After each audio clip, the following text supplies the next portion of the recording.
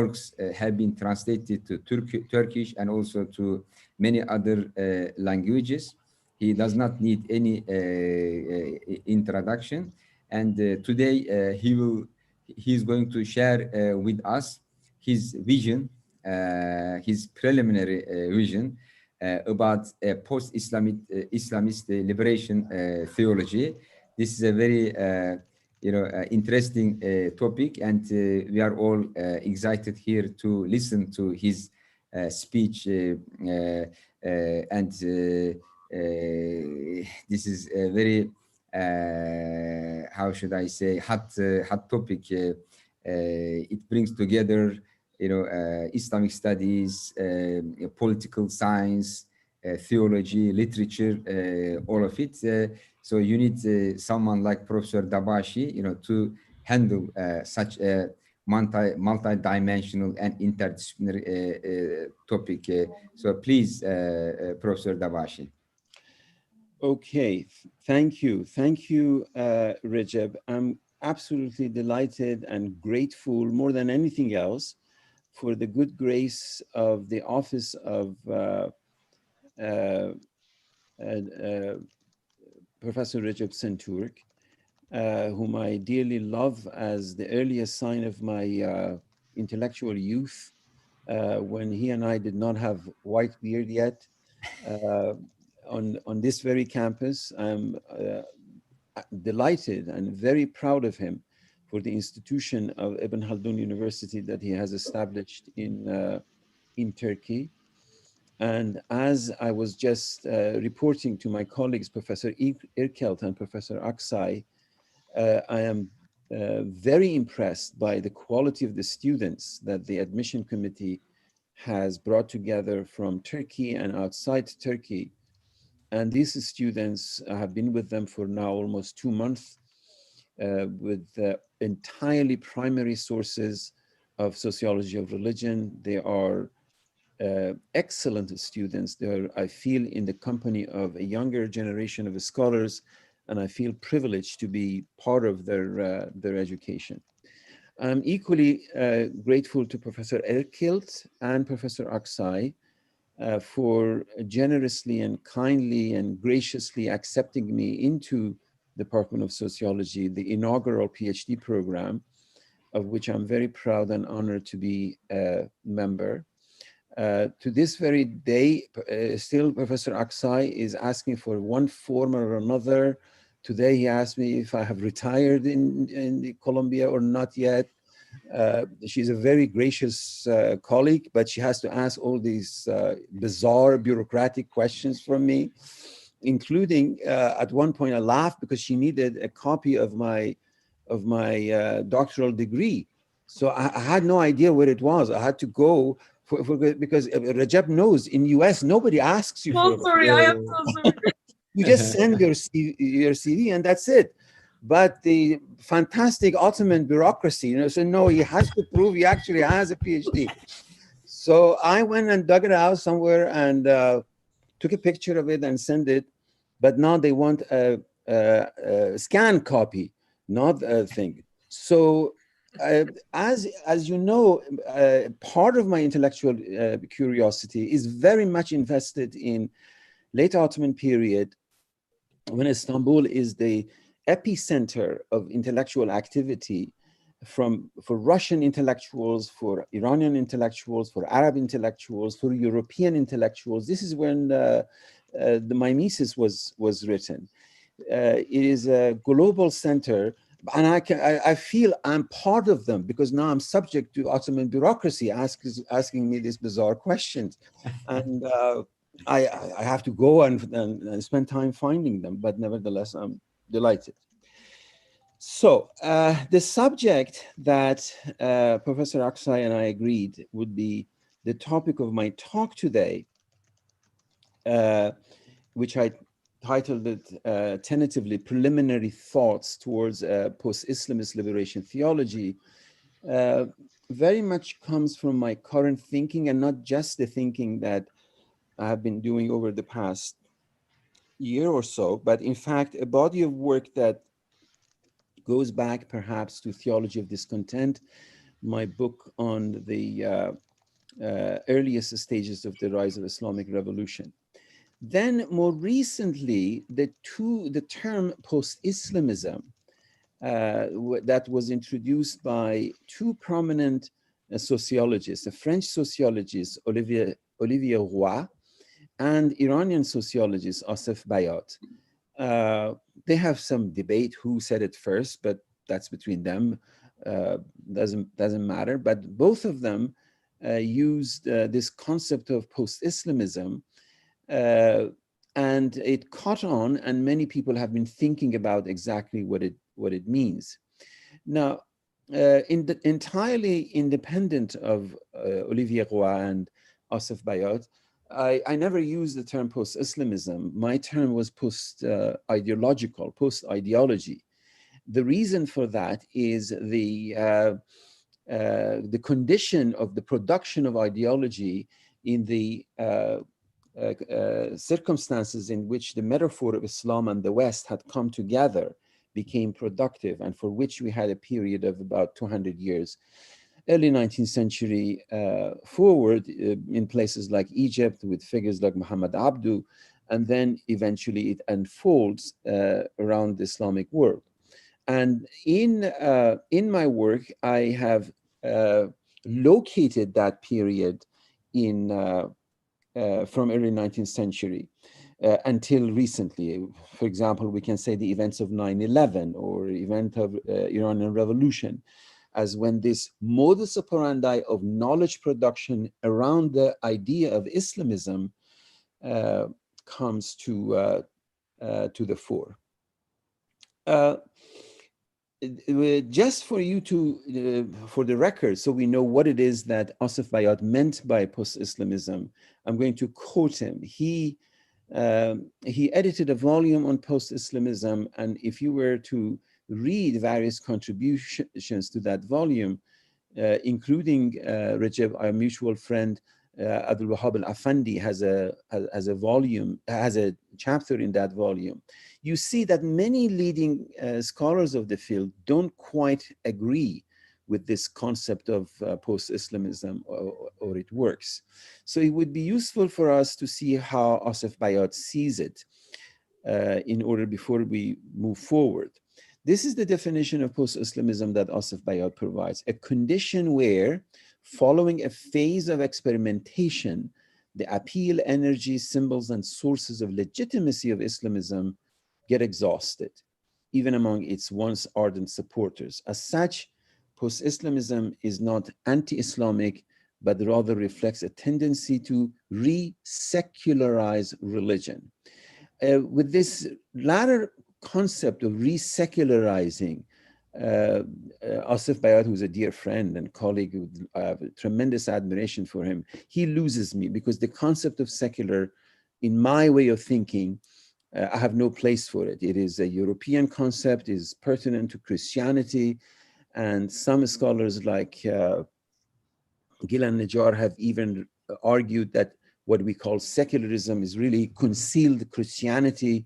We don't have any word for secularity in any of Islamic languages, Arabic, Turkish, other than creating a neologism for secularity and secularism.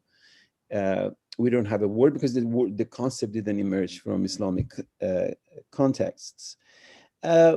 Be that as it may, despite my reservation about this definition, I think the concept of Islamism, upon which we now enter post-Islamism, has some legitimacy if we re-articulate it in the sense of, instead of opting for a Weberian definition of religion as a set of dogmas and principles and rituals and so forth, but for a Durkheimian conception of religion that is a manifestation of the conscience collective of people who consider themselves belonging to a religion. If we think of it that way, then Islamism becomes the byproduct of a period in contemporary Islamic history when Muslim activists, revolutionaries, etc., begin to redefine Islam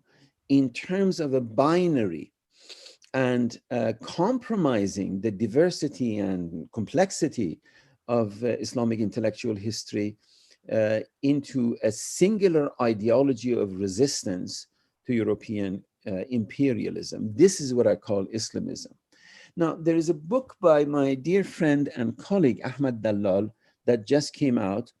It's called Islam Before Europe or Islam Without Europe. It's an excellent book because what Ahmad does in that book, I have recommended it to my students, is he concentrates on a number of eminent Islamic scholars whose articulation of reform within Islamic intellectual history was entirely independent of any European influence or European presence. Nevertheless, if we consider the significance of people like Jamaluddin al-Afghani, Muhammad Abdu, Rashid Reza, this whole spectrum of Muslim thinkers who began to reformulate their own religion in terms of confrontation with European imperialism, then Islamism can be considered a form of epistemic formations that has certain potentials, like a paradigm, like a conjugated verb that needed to go over a period that lasted about 200 years until it exhausted all its possibilities.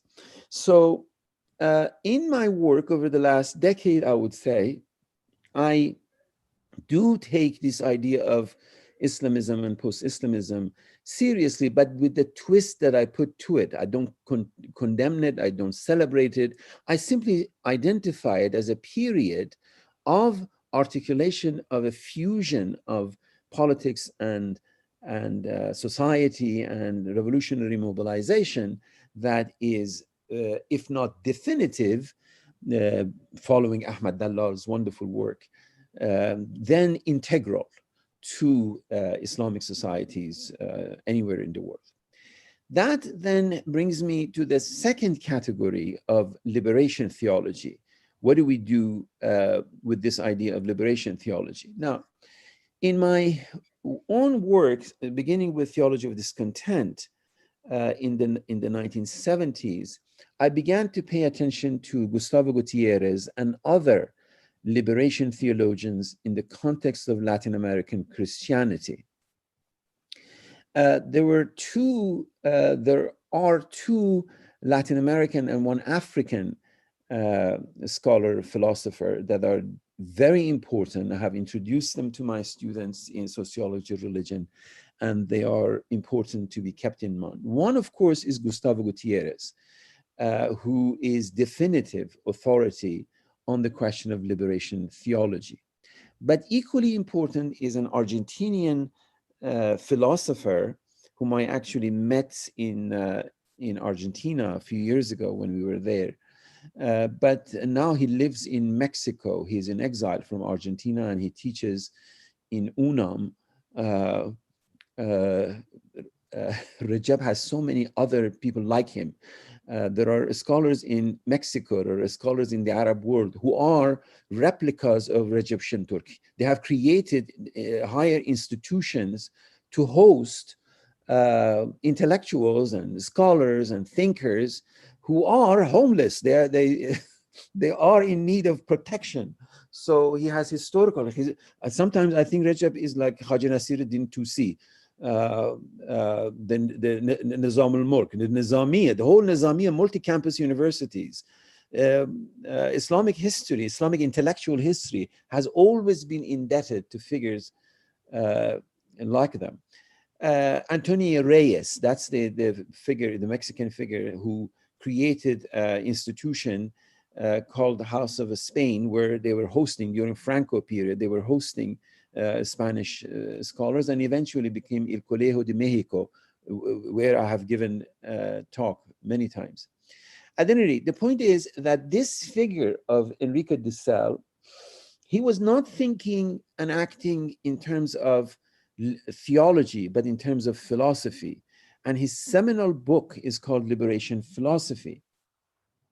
It's a very important book. It is in my syllabus with my students. sometimes I don't know if I've put it in my syllabus or not, because in my mind I've put it in my syllabus and I talk to my students as if I have. But then when I say, no, Professor Dabashi is not there, so okay, should have been there, just put it there. Because because teaching is not something we do 9 to 5. We get up 4 o'clock in the morning and start teaching. Enrique Dussau's liberation theology, liberation philosophy, is very important for the following reason. He takes the Cartesian issue of cogito ergo sum, famous Cartesian statement, I think, therefore I am, and he turns it around and he says the issue of cogito is actually predicated on the Cartesian question of cogito is actually predicated on the conquiro. I have conquered, therefore I think, therefore I think, therefore I am. So this twisting of the question of cogito into question of conquiro in Enrique Dussau's philosophy of liberation becomes very important to me. That's 2 factors. So Gutierrez and Enrique Dussau from Latin America. The third figure is Vaivi Mudimbe and his seminal book, Invention of Africa, which I cannot praise this book. This book is on par with Edward Said's Orientalism, if not even more important than Edward Said's Orientalism in terms of its epistemic power of reconceptualizing the knowing subject in an African context so that Africa, Latin America, and can be brought to bear to our critical thinking in an Islamic context in a larger area. So 2 books have already, in 2 books, one, Islamic Liberation Theology, which I published in 2008, and the other one, Being a Muslim in the World, published in 2013. I have brought these 2 ideas of liberation theology and post-Islamism together. And in the Islamic Liberation Theology, the 2008, I conclude by saying that the modus operandi of knowledge production that have been dominant over the last 200 years in this paradigm of Islam and the West have exhausted themselves. So where we go, we don't know yet. And then in Being a Muslim in the World, published Palgrave 2013, I shifted my attention to the idea of worldliness and began to reflect on the 2 ideas of deen and dunya, or dunya and uqba. I took etymological roots of the word deen and dunya that have a dialogical relationship in Islamic theology. And dunya, the world, is not separate from deen or from uqba. Ad-dunya kal-mazra'atul akhirah. Ad-dunya kal-mazra'atul akhirah. We have a prophetic tradition that the world is like for the cultivation of the world to come, is the field for the cultivation of the world to come, is a prophetic tradition. Ad-dunya kal-mazra'atul akhirah. So dunya and al-akhirah, the day of judgment, they become integral to each other. This is the reason that the term secularity or resecularization really doesn't have a place in our intellectual history. We don't know what to do with it. It is kind of a attachment, an appendix that is added without any reason. So from there, as is evident in both Islamic liberation theology and Being a Muslim in the World, I initiated an epistemic move from theology to theodicy, okay? From theology to theodicy. Theodicy, as you know, is a key factor, a key force, specifically again in Christian theology, which has to do with the vindication of divine goodness and providence in view of the existence of evil. How do you account for the existence of evil in the world if we believe, as we do, in one omnipotent and omniscient? This is something specific to a Muslim theological consciousness. We say, we believe, Allahu ala kulli shay'in qadir. Allahu ala kulli shay'in qadir. God can do anything. We also believe, as Muslims, Allahu ala kulli shay'in alim. God knows everything. Now, in dualism, in religions like Mazdayasna or Zoroastrianism or Manichaeism, it's not an issue because you have two sources, the source of good and the source of evil. And whatever is good comes from source of good, whatever is evil comes from the source of evil. But we don't have that in Islamic theology. Now, beginning with that recognition that in our understanding of theology, we need eventually to move to a different direction in Islamic theology that takes us to theodicy. In my book on Islamic liberation theology, I opened a section which is more philosophical than theological, but nevertheless was necessary, which is the difference between identity and alterity. This came to me from my close reading of Levinas. Emmanuel Levinas, the French Jewish philosopher whose book Totality and Infinity is very important in this regard, began to posit for me that what we are dealing in an Islamic liberation theology, we'll get to that point of liberation in a moment, is no longer the question of identity as to what it is that we are as Muslims, but the question of alterity as to what it is that we are not as Muslims.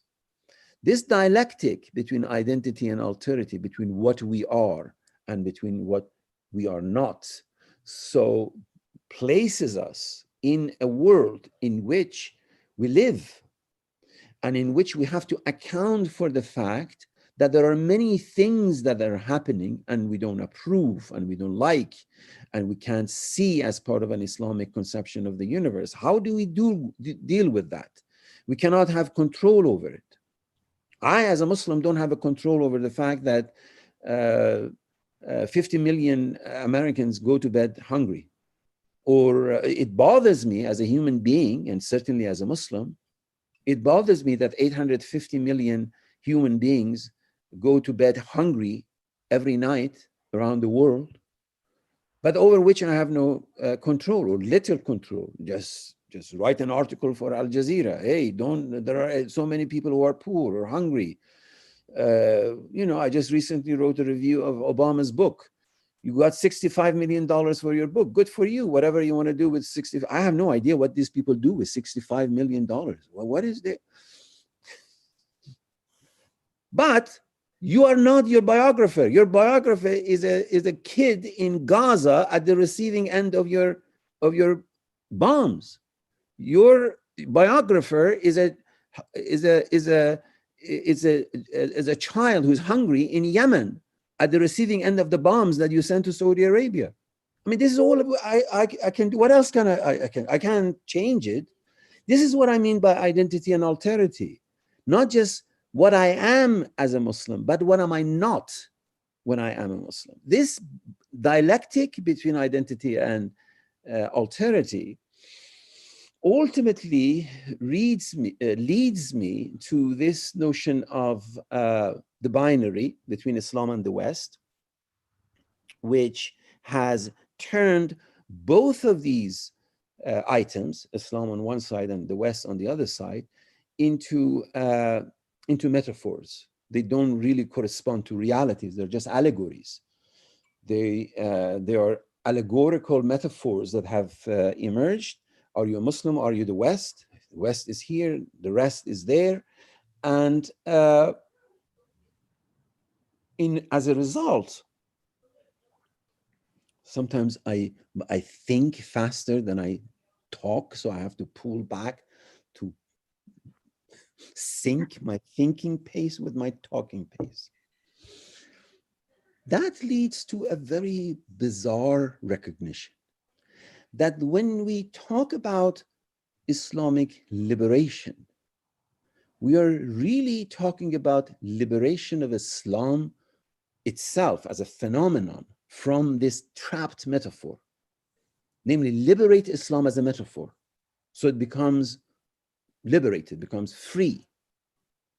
Liberation as a result, to go back to Islamic liberation theology or theodicy, liberation here means liberation of Islam itself as a floating signifier.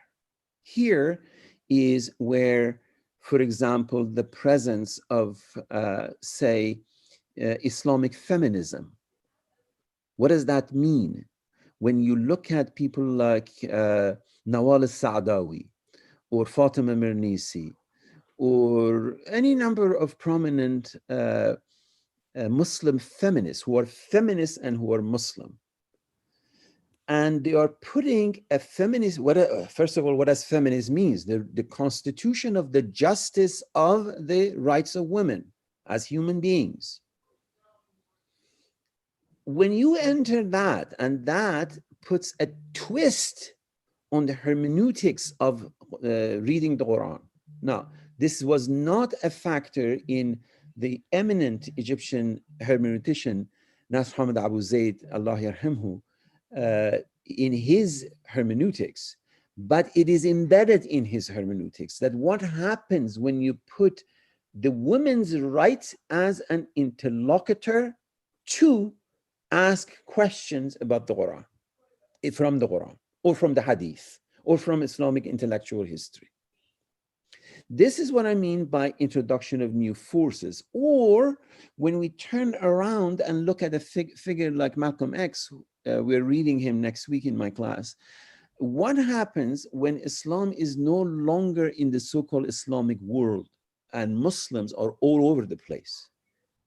Muslims are in North America, Muslims are in Europe, Muslims are in Australia, Muslims, I mean, they're going through hell because of Islamophobia, but the fact is that Muslims are living in a condition that they get up in the morning and then they don't hear azan coming as, this area of Istanbul where there are wonderful restaurants and a beautiful mosque.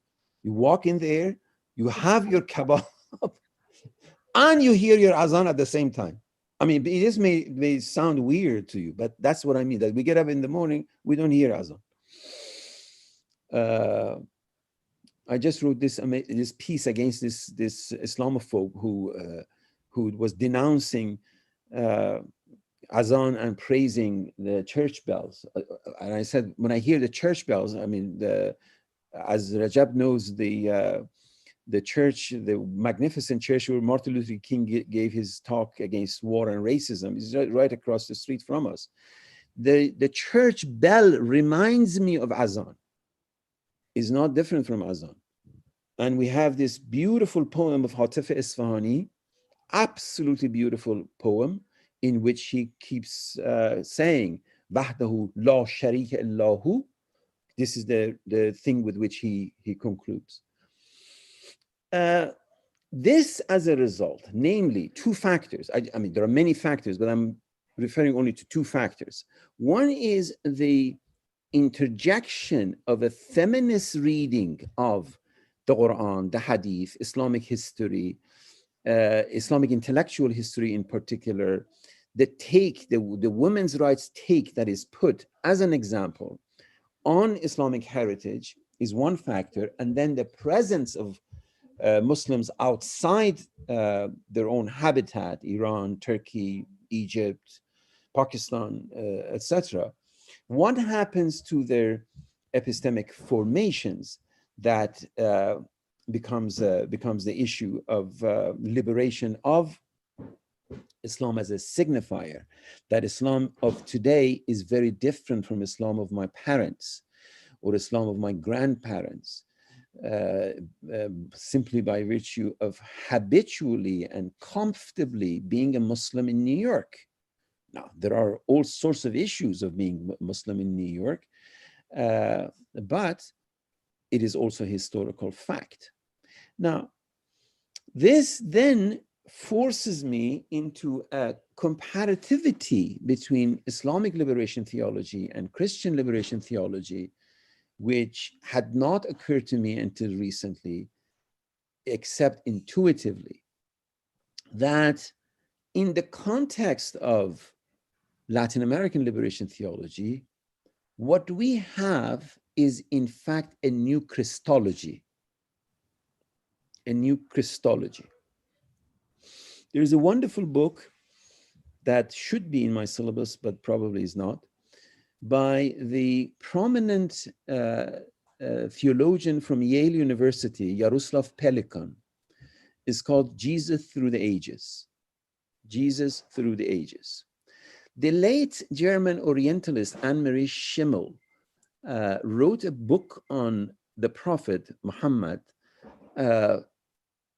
in which she says that the title of the book is "And Muhammad was his messenger," and Muhammad was his messenger, in which she does something similar to Jaroslav Pelikan's Jesus Through the Ages, which is a truism. Muslims love their prophet, and the prophet has a central significance for Muslims, but the prophet Muhammad for Muslims is not like Christ for Christianity. We don't believe our prophet was Son of God or Holy Spirit. We don't believe any of that. The prophet was a human being, was born 570 on Christian calendar, died in 632, and that's it. And as the saying goes about Abu Bakr, first rightly guided caliph, if you believed in Muhammad, Muhammad is dead, but if you believe in God, God is alive. So there is a serious bifurcation between the evolving Christology in liberation theology, as Jaroslav Pelikan says in his seminal book, Jesus Through the Ages. Christ evolves from a Jewish rabbi early on into a liberator in a Latin American context. Christ and Christology keeps evolving. Now, in the Quran, we do have a Christology. In Quranic Christology, Christ is not the Son of God. Christ is just a prophet. And there are thousands of lines of poetry in praise of Christ, in praise of Mary. We love him as a prophet. Rumi's poetry is abundant with the metaphor of Christ and his donkey. Not just Christ, his donkey is also part of our poetry. The reason that is Christ is identified with soul and his donkey is identified with body. Hamin mirad isi az lagari, we have a poem. Your Jesus is dying from being so thin, to dar band aani ke khar parvari. All you do is just fatten your mule, meaning your body. So body is like Jesus' mule, and soul is like Christ. But nevertheless, we in our Christology, in Islamic Christology, he is not the Son of God. We don't believe God. Lam yalid wa lam yulad. That is definitive to the absolute monotheism of Islam. Lam yalid wa lam yulad. He was not born and he does not give birth. Lam yalid wa lam yulad. Whereas in Christianity, we have the Christ as the Son of God. If we pay attention to the fundamental difference, now that we're paying attention to Christian liberation theology, how would it sound? What would it look like in an Islamic liberation theology? First, we have to realize that our Prophet Muhammad is not Christ. So the Christology that is applicable to the figure of Christ in a Christian context is not applicable even to the figure of Christ in Islamic prophetology. And we have a profound history of prophetology, as you know, particularly, but not exclusively, in the seminal work of Ibn Arabi, Fusus al-Hakam. Fusus al-Hakam of Ibn Arabi is a prophetology. Various prophetic figures and their meanings and their significance and their consequences and so forth. If we do that, then we come to a very serious epistemological issue, which is theology in a Christian context corresponds to what in Islamic context we call kalam. Kalam is philosophical theology. Kalam is philosophical theology. So in one concept of kalam, we have two categories of theology and philosophy coming together. If that happens, now that we are moving towards Islamic liberation kalam, this is why concepts are so important, language is so important, and my students I harass them constantly. You must learn Turkish, you must learn Arabic, you must learn Persian, you must learn Urdu. Because without these epistemological, conceptual, linguistic nuances, we will just be repeating Christian concepts. We all become, closet Christians. There is nothing wrong with Christians. As the statement goes, some of our best friends are Christian. But the idea is to see if there is something in this idea of liberation theology, then theology for us is kalam. Now, there are some correspondences between kalam and theology. But there are also serious differences, particularly in the sense that in kalam, particularly in the Mu'tazilite branch of kalam, but even in the Ash'arite thing, we don't have to get sectarian about the Ash'arite, the Mu'tazilites, the Maturidis, and ma ba'arif shu. In the Mu'tazilite branch in particular, we're talking about philosophical theology. And that takes us to the central issue of free will and predestination. Again, free will and predestination are Christian concepts that in our kalam becomes the issue of khair and shar, good and evil. Now, as soon as we say khair and shar, which means the reality of the world that we live is full of good and full of evil, then we are safely within an Islamic domain. Namely, our theological and philosophical speculations, we are safe that we are operating within, we have to constantly check ourselves. As I do with my other course that I'm teaching at Columbia on Islamic political thought, I read with my students the Quran. I say, if you don't read the Quran, because this is in the mind of a Muslim political theorist, we have to get, and even I use the metaphor of kitchen, because my kitchen is right next to me. So we are in the, we were reading Ahkam Sultaniya, the opening pages of Ahkam Sultaniya of Mawardi, and the very prolegomena that he starts is the words and concepts that he uses. He said these are all Quranic terms, and we cannot just say they're Quranic terms. We have to read the Quran. Read the Quran. I mean, we Muslims believe this is the word of God, which is fine. This is a part of our liturgy, but it is also part of our intellectual history. Ghazali thinks with Quran. Mawardi thinks with Quran. As one wonderful scholar put it, what Muslims do is not memorization of the Quran, is the Quranification of memory. Our memories are Quranified. Okay, this is what I mean, that concepts such as secularity, I don't know what they mean. They have no presence. They have no sociological, political, nothing. It is just a, fiat. Can I say Kemal Atatürk is Reza Khan? Reza Khan declares, it's good for him, but has nothing to do with the realities of our lived experiences.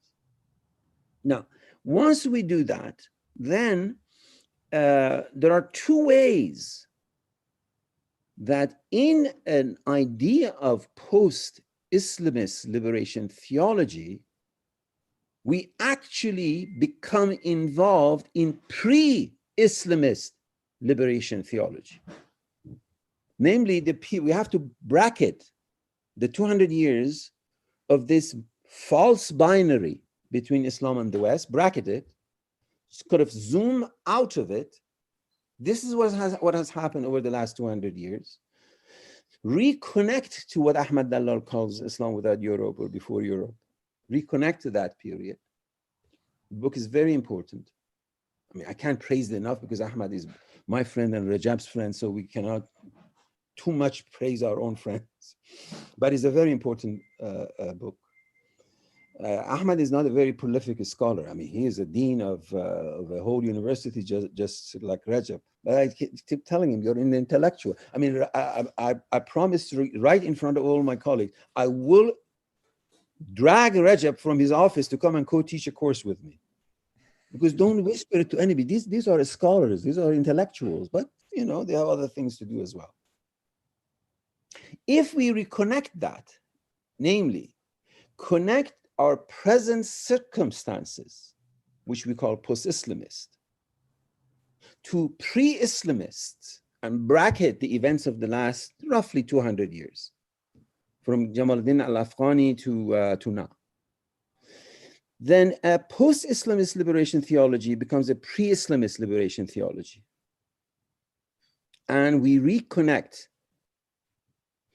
to what sociologically and historically we can call cosmopolitan worldliness of Islam, and for which we have material and territorial evidence in places like Istanbul, in places like Cairo, in places like Isfahan or Shiraz, and in places like Lucknow.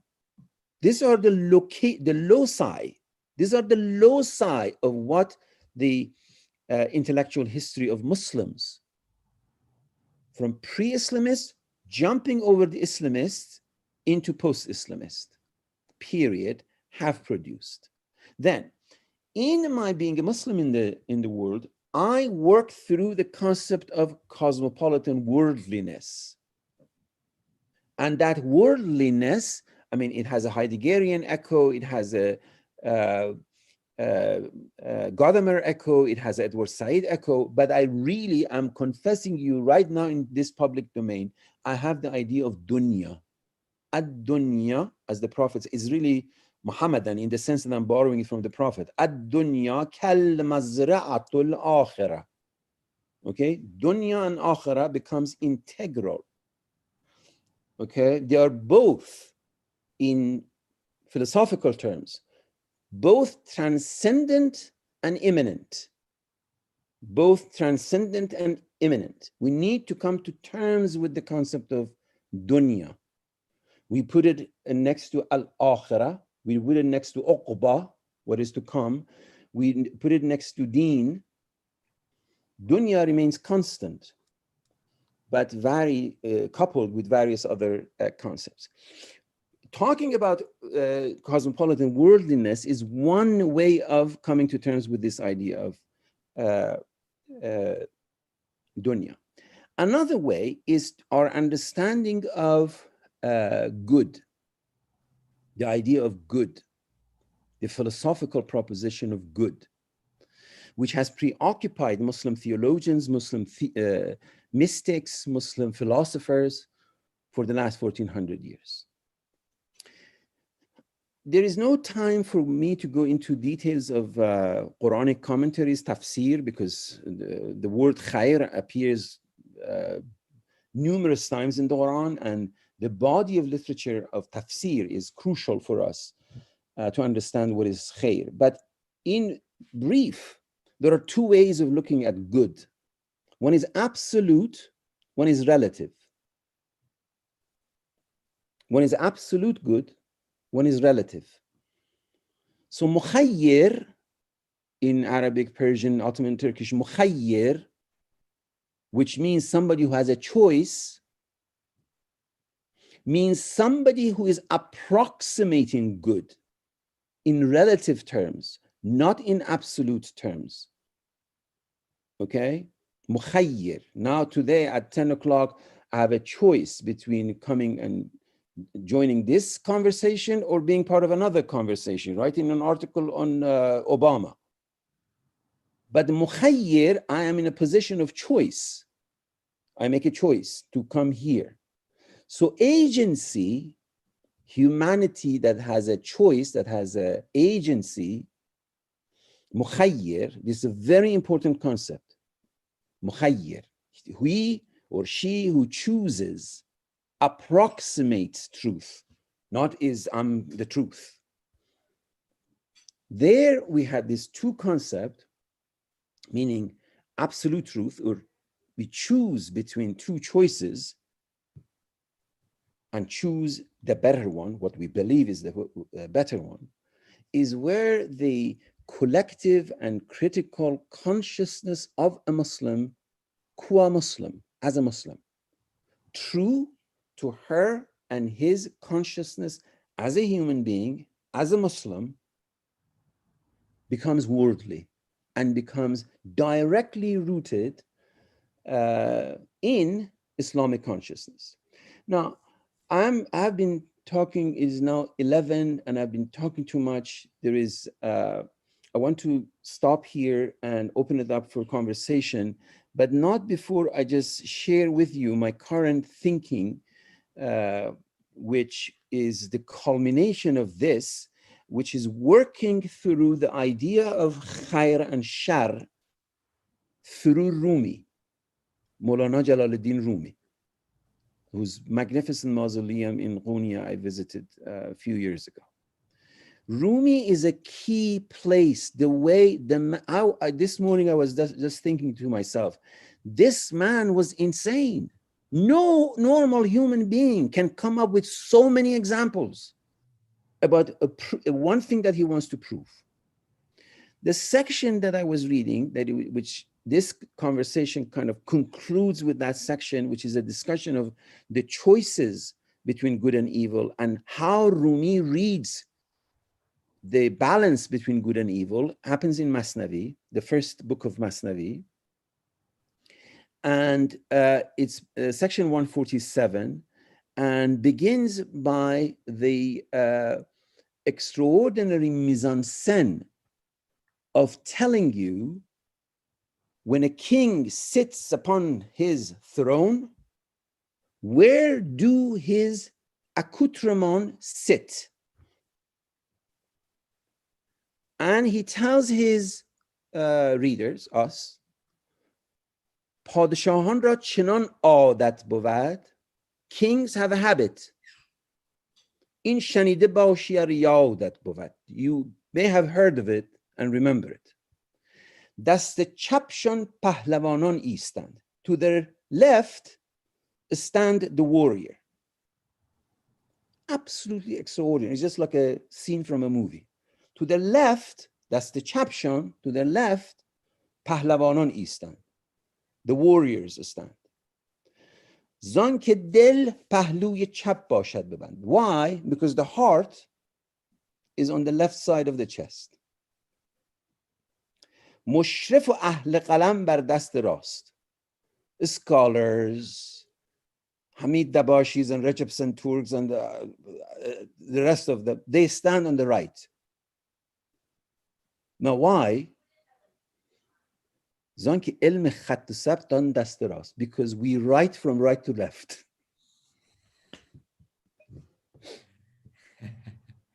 I'm telling you, this man is not normal. Now what happens? صوفیان را پیش رو موضع بود. So we have the warriors to the left, the scholars to the right, and the mystics right in front of them. صوفیان را پیش رو موضع نهند. They put the mystics right in front of them. کاینه جانند, because they are the mirror of the soul. و از آینه the hand, and they're even better than the mirror. Sine seygal ha zade. Now he goes a beautiful description of that. They have polished their soul and they are the reflection of truth and so forth. The story goes on. I don't want to belabor the point. The story goes on. This is section 147 of Masnavi. That then he tells the story of Prophet Joseph, and one of his classmates comes to visit him. And Joseph playfully says, so what gift do you have for me? And his friend, his classmate says, well, I'm sorry, I really feel embarrassed, but all I could bring for you is a mirror. So he uses the image of the mirror and goes on towards the end of this section that I'm going to just cite a few lines for it and conclude. That has to do with the intermixture of good and evil. Intermixture of good and evil. Because he says, for example, if you look at honey, it has a hidden bitterness in it. Without that hidden bitterness, you don't have sweetness. If the hand is not broken, the mastery of the physician will not become evident. Now, again, I'm not too much for too much comparative philosophy, but the idea of pharmakon in Plato, that what does not kill you cures you, what cures you can also kill you, this idea of pharmakon is right here at work, which Rumi uses as an occasion of reflecting why there is evil in the world and the commixture of the good and evil. To conclude, my point is that in our rethinking of Islamic liberation theology, we have to go back to the idea of Kalam, which is philosophical theology. We have to narrow in on the idea of good and evil. We have to see how theologians and jurists and philosophers and mystics have reflected on the idea of the commixture of good and evil in the world and reconnect with that stage in order to have an idea of post-Islamist liberation kalam that begins to not just tap in on Islamic intellectual history, but in fact to retrieve unresolved issues.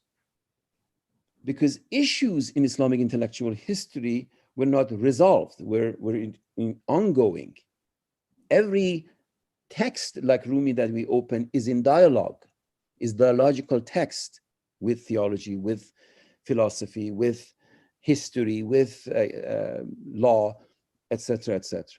Retrieve it in order to rejoin the conversation, and I have no other way of thinking of a legitimate post-Islamist liberation theology, which is Islamic liberation theology. I'm going to stop here. I thank you for your patience. I know I went longer than I had hoped and anticipated. Is 11:10, but that is what it is.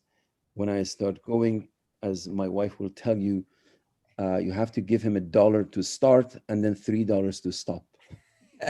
Thank you very much, Professor Dabashi. We have, really enjoyed this talk. It was a tour de force, bringing together all these concepts, names, ideas, books, from Latin America, Africa, Iran, like Arabic, bringing together Rumi with great thinkers of the West and East. We thank you very much for this, and the idea is very paradoxical, and ironical, like a post-Islamic theology is pre-Islamist theology, and actually I see great similarities, between his approach and also the motto of our university, which is intellectual independence. Intellectual independence, rather than like borrowing the concept as it is, we came up with this concept, intellectual independence, and actually intellectual independence is based on rooted revivalism. This is what we call rooted revivalism. So no revival without, getting reconnected, and also standing on the shoulders of the giants, one of which is Tusi, the other is Rumi, the other is Ibn Khaldun. I mean, you cannot go forward without, being on the heritage of these people. So the world is full of ironies, and paradoxes. And I like this term, cosmopolitan worldliness. How about adding transcendental cosmopolitan worldliness? Like our life is like this dunya is transcendental cosmopolitan worldliness. So disengaged engagement, in the world. I mean, on the one hand, like we are really engaged, but at the same time, we are connected to higher reality at the same time. So I'm very grateful to Professor Hamid Dabashi for sharing all this, ocean of experience and knowledge with us. And we also, had a sense of his intellectual journey, how he traveled, through stations of intellectual development in his life, from one book to another book. We see his dynamic search and quest. So now the floor is yours.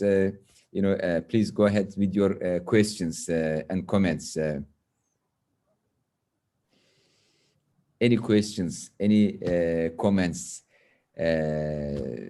to Professor Dabashi, about his talk?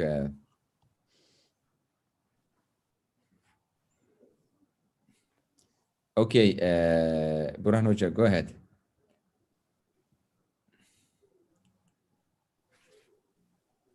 Okay, it was closed. My voice now is open. First of all, thank you very much for this great, actually, and inspiring speech. Actually, my concern is especially you made a distinction between, let's say, philosophical approach and theological approach. Here, I feel, for example, in terms of, let's say, history of Islamic intellectual life, there was this kind of distinction between mutakallimun and falasifa. Yeah, the mutakallimins, theologians' interest is mostly defending Islam, also approaching things through only religious affairs. But at the end, we can easily say for much of the Muslim philosophers that their intention also a kind of reconciliation between philosophy and religion. And religion, what generally means, of course, Islam, although there were some other philosophical groups like Ikhwan Safa, they mean all the religions, but at the end, most of them. So in the modern times, especially when we discuss, especially you also went back to Maulana and mentioned that his approach was very much like Plato, very philosophical. So how do we need to, for example, in the modern times, especially when we talk about even Islamic philosophy, most of it also a kind of defense of Islam or Islamic approach, not like, and for example, Middle Ages, a kind of, let's say, independent philosophical approach. So do we need to make this kind of distinction between philosophical and theological approach, especially in the post-Islamic era? does this, for example, definitions still valuable in the modern times if we compare it with the classical time, especially in the first 3-4 centuries? Thank you, Professor Kuroglu. That's excellent question. Excellent question.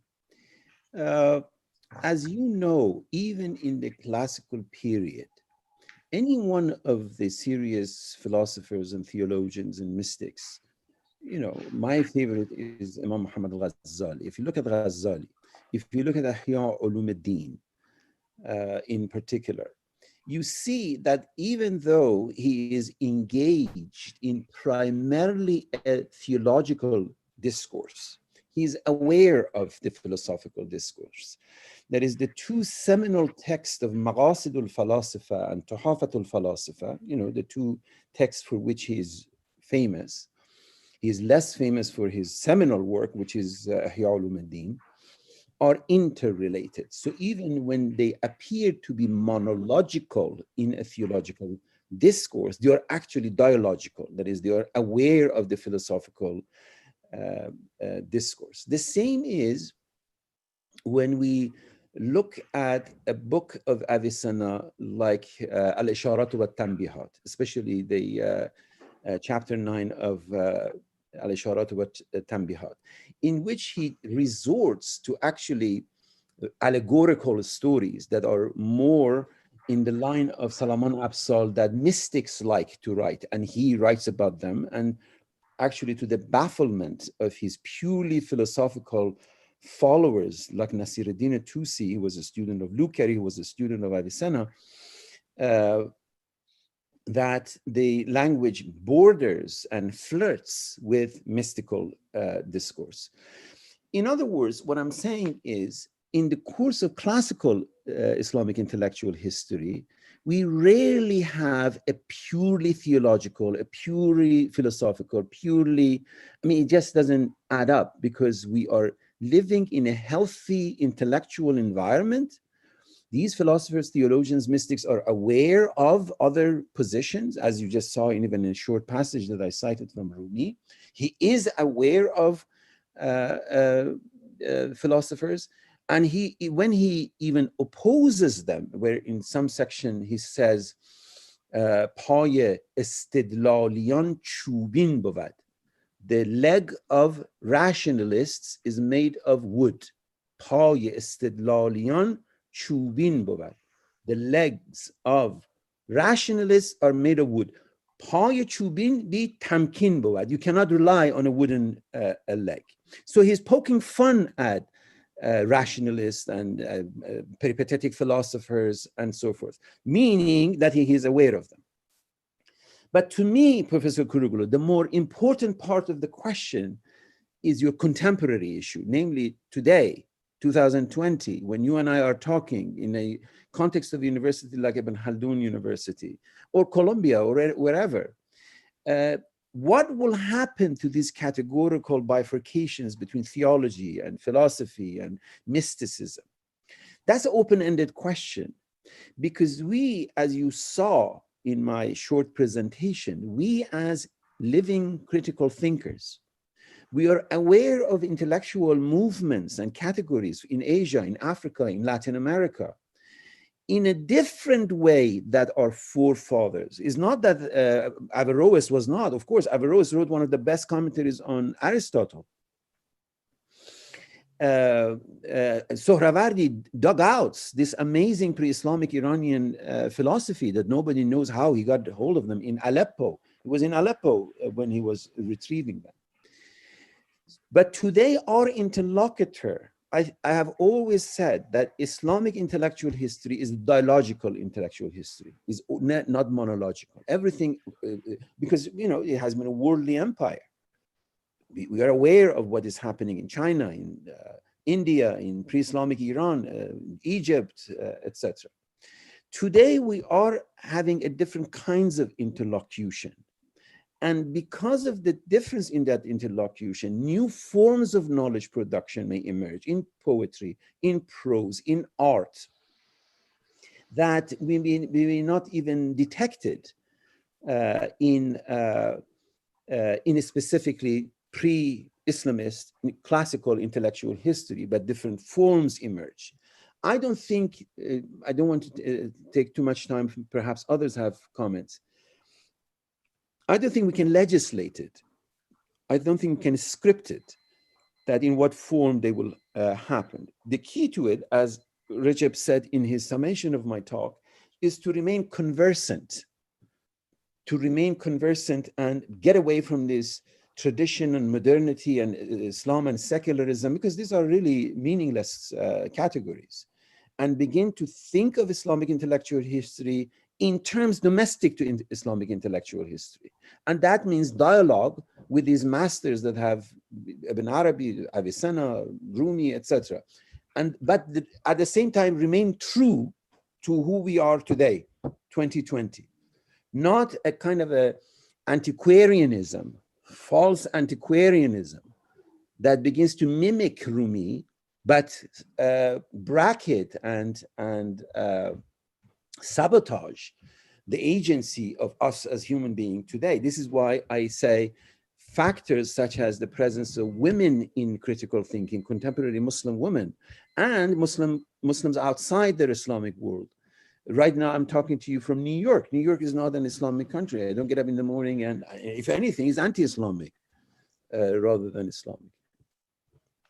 Thank you very much. Very, inspiring, as I mentioned, because I think in the modern times, if you want to at least what we call revive Islam, means that I think maybe the very much the similar attitude what everybody did in the history. For example, when Plato was in his time, he was also care about what the pre-Socratic said, but also he was very interested in what's happening in his time.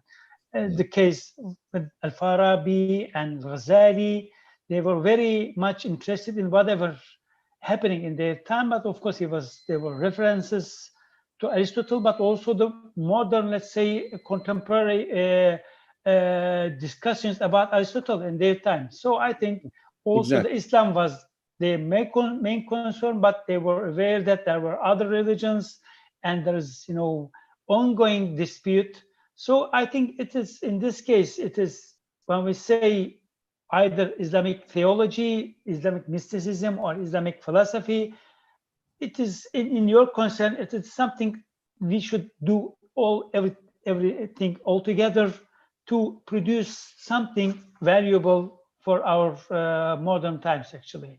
The key to it, just another sentence before we end this conversation, because it's very important. Remember, Professor Kuroglu, we are talking in English. If, as a result, we use theology, mysticism, philosophy, and they are overburdened by their meanings in a primarily Christian context. If we shift to speak in Persian or in Arabic or in Turkish or in Urdu, if we make this shift, I mean, part of the reason that I remain anchored in our texts, we have to remain anchored in our concepts, in our categories, in our texts, is precisely for me not to be dragged and assimilated into the Christological conception of theology. Again, I have nothing against it. It's a very important thing, and as a student of it, I study it. But my scholarly and intellectual and critical responsibility is to make sure I'm not assimilated backward into that context, but begin to discover or help, our generation do my share of discovering what actually this notion of revival, because revival, Islam is not a stone, is a living organism. Again, going back to the comparison I made between Weberian and Durkheimian, it's a Durkheimian conception of religion. It's not stable. It is constantly in the making. Thank you, Professor Dabashi. So, any other question, comment from the audience? Yes. Professor, may I just ask you a question? Yes, Professor Kemal Ataman, from Bursa. Go ahead. And now I'm in Istanbul. Oh, in you are in Marmara. Istanbul. Oh, okay, Yes. okay. Go And ahead. I'm teaching at your university, by the way. Yes, yes, we know. I know that you are teaching at Ibn Haldun, but like your Yeah. home university, which It's one? now Marmara. It's now Marmara University. Yeah, yeah. Okay, okay. Now I remember. I am sorry. Don't worry, I that's might fine. be- Well, thank you very much for the nice presentation, but I missed a good part of it, unfortunately. I have two questions. The first one is related to this notion of liberation theology. When I was studying at the Catholic University between the years of 1995 and 2003, Latin American liberation theology was very fashionable and it was in demand. And I remember it was fashionable because it had some components from the Marxist ideology. What made liberation theology liberating was not the Catholic theology itself, but what they got from the Marxist ideology. When they thought that it was necessary, they even referred to resort to violence, as you all know. Now, when we talk about Islamic theology, what is it that is going to make Islamic liberation theology liberating when we are talking about, and if we are going to talk about Islamic liberation theology? This is the first question. And sorry? If you allow me, let me answer that, because that's okay. And then, again, excellent question. However, I did address it in my talk. I'm sorry, but because I missed a good part of it, that's why I may misunderstood you. Sorry. I did mention that, first of all, your point about the influence of Marxism on Latin American liberation theology, you're correct. But the way I read it, Marxism, because the prevalence of Marxism in Latin American context, becomes an interlocutor to Christian theology. In other words, at some point, as you know, Cardinal Ratzinger was before he became the Pope, he was in charge of the Vatican Office of Doctrine. He adamantly opposed this idea of liberation theology. Yes. In the Latin American context, as you rightly say, Marxism was not a component of Christian liberation theology, but an interlocutor for Christian liberation theology. In other words, obviously, there is a massive poverty is going on. There is a book by a union organizer from Guatemala, which is called Don't Be Afraid Gringo. Has a beautiful chapter. It says, Christ was a union organizer. Christ was a union organizer. So you're right. Marxism is in the air, and the material condition of addressing the question of poverty, corruption, etc., are there. Marxist ideologues and political parties and what have you, Cuba, elsewhere, are addressing these issues. And then Christian liberation theology begins to have that as an interlocutor. That is, they begin to ask Marxist question from the Bible, if you were... exactly. And then the result was it. But in the case of Islamic liberation theology, again, as I said briefly in my talk, we don't have that situation. We have the liberation of the metaphor Islam. Islam as a metaphor is being liberated from this binary opposition of Islam and the West, becomes a floating signifier in our contemporary world. So instead of liberating, because that is contingent on a Christian Christology, which is applicable to Islamic prophetology, because our prophet is not a Christ, we don't believe him to be the Son of God. You are liberating the metaphor of Islam. When the metaphor of Islam is liberated from that binary of Islam and the West, then becomes open-ended in terms of how a new generation of critical thinkers, theologians, philosophers, going back to Blue's point, begin to redefine, reconceptualize against what set of interlocutors this idea of theology, philosophy, Kalam, etc. Okay. Thank you. Thank you. Thank you. But there was a second question. Professor Ataman. Well, the second, I don't want to steal. I always ask the second question first, so we won't forget it. I don't want to steal your time, but go ahead. If you have time, yes, if our friends do not have questions, second question, very short one. Again, I may have missed point, but you referred to Heidegger and Gadamer, which I read a lot, and also you talked about the possibility of dispensing the last 200 years. How is it possible to get rid of these 200 years of experience when our consciousness is exposed to all sorts of historical historical influences? And is it a realizable ideal, or what can you tell us about that? Okay, again, wonderful question. I think we should all have, I'm asking Recep, I'm drafting for Recep a postdoctoral project for Ibn Haldun University that all of us, he will provide us with cover, we'll just sit down and count how many angels can sit on the tip of a pin.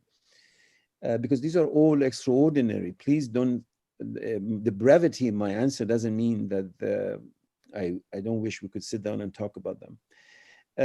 The question of bracketing, Professor Ataman, I don't say dispensing, but that would be ridiculous. I say bracketing.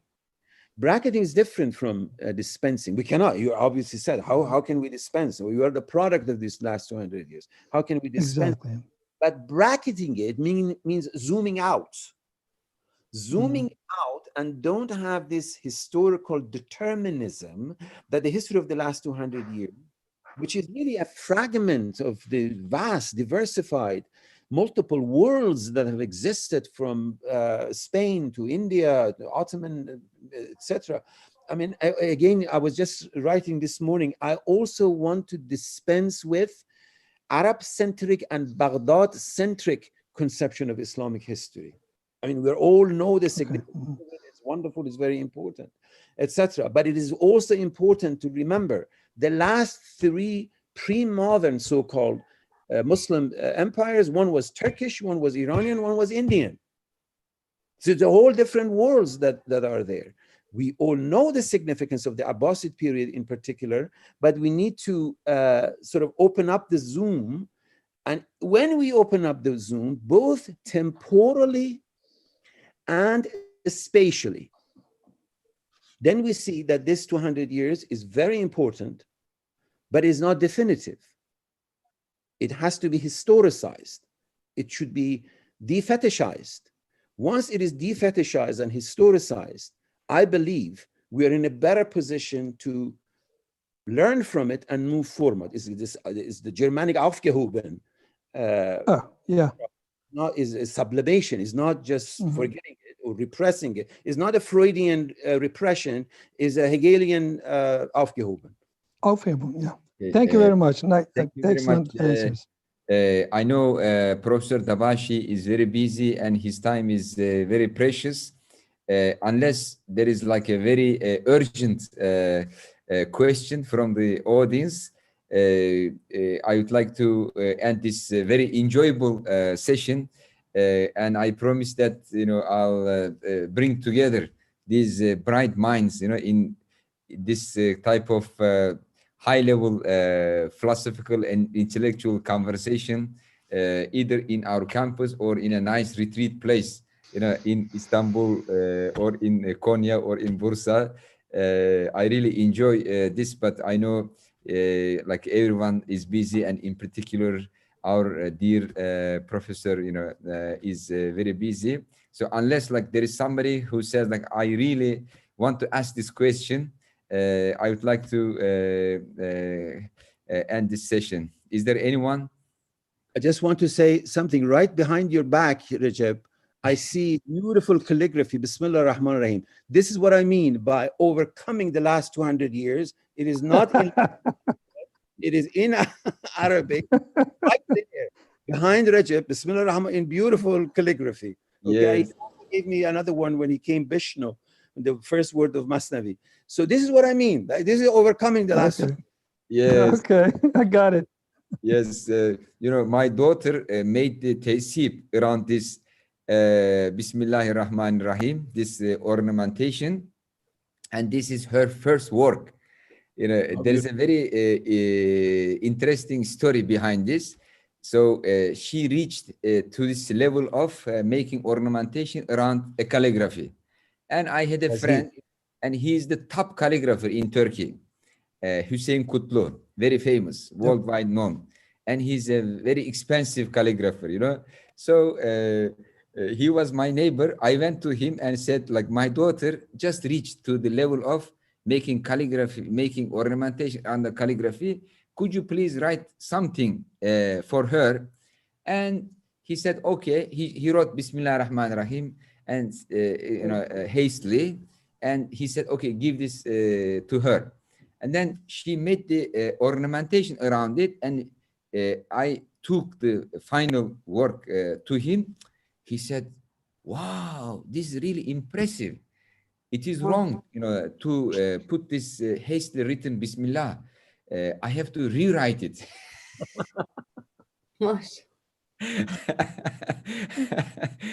He said, I have to take my time and rewrite carefully, like another Bismillah ar-Rahman, so that they match in quality.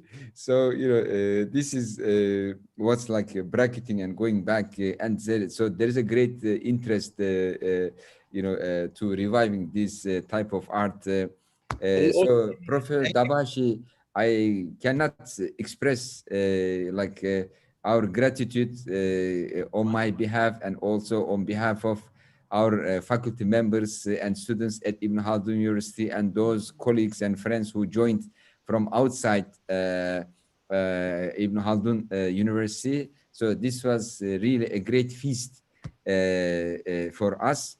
It is dinner time in Turkey, by the way. So these people are, they are waiting to have their dinner. So I hope we can get together in real world so that we continue our conversation. And I wish everyone a good night in Turkey, and also a good morning to Professor Dabashi in New York. Thank you for having me. I'm grateful to Professor Aksai for facilitating this and all my other colleagues. It was a pleasure seeing you all. As Rajab said, I look forward physically to be there in an environment that we can talk, and I'm grateful and honored to be part of the conversation. Thank you. Thank you, everyone, and have a good night. Thank you, Nursem Hanım, for organizing this, and our sociology department. I wish we can get together again in another meeting soon.